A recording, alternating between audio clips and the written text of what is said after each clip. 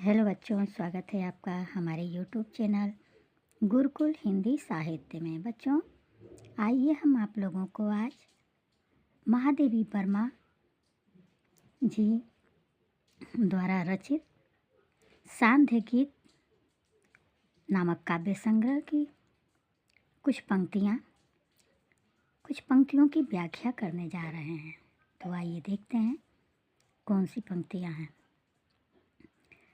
बच्चों, इसके पिछली वीडियो में हमने इसका एक पार्ट बता चुके हैं हम। अब इसका दूसरा पार्ट बता रहे हैं। तो देखिए, विस्तृत नभ का कोई कोना, मेरा न कभी अपना होना। परिचय इतना इतिहास यही, उमड़ी कल थी मिटाज चली।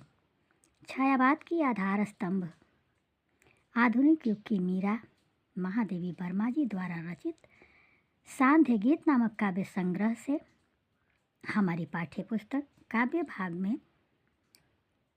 उद्धृत गीत नामक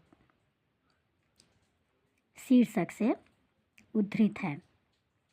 बच्चों, इसमें महादेवी जी ने इसकी पहली कविता में उन्होंने अपने जीवन की तुलना बदली से की है और इस कविता में भी उन्होंने अपने जीवन की तुलना बदली से ही की है।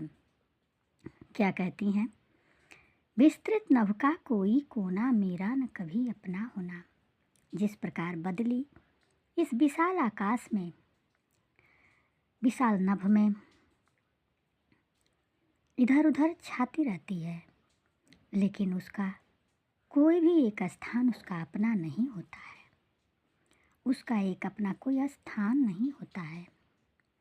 ठीक महादेवी वर्मा जी भी उसी तरह अपने जीवन की तुलना बदली से करती हुई कहती हैं कि इस विशाल संसार में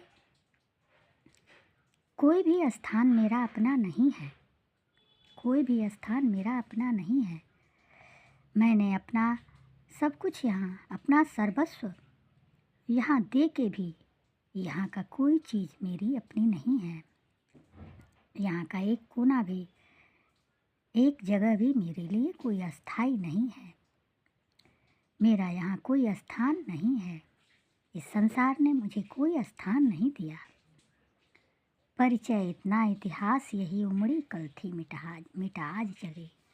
जैसे बदली थोड़ी देर के लिए छाती है, फिर या तो बदली या तो बरस जाती है, बरस के मिट जाती है, या फिर वैसे ही अगर वर्षा नहीं होती है तो वैसे भी बदली कहीं आकाश में छुप जाती है। ठीक उसी तरह उन्होंने अपने जीवन को बदली की तरह बताया है और बताया है कि मेरा परिचय और मेरा इतिहास यही है कि मैं कल आई थी और आज जा रही हूँ। इसलिए मेरा परिचय और मेरा इतिहास यही है कि मैं थोड़े समय के लिए इस संसार में आई थी और आज जा रही हूँ। तो बच्चों, महादेवी जी ने हिंदी साहित्य में अपना बहुत बड़ा योगदान दिया है। उन्होंने इतना बड़ा योगदान दिया कि वो छायावाद की आधार स्तंभ कहलाई।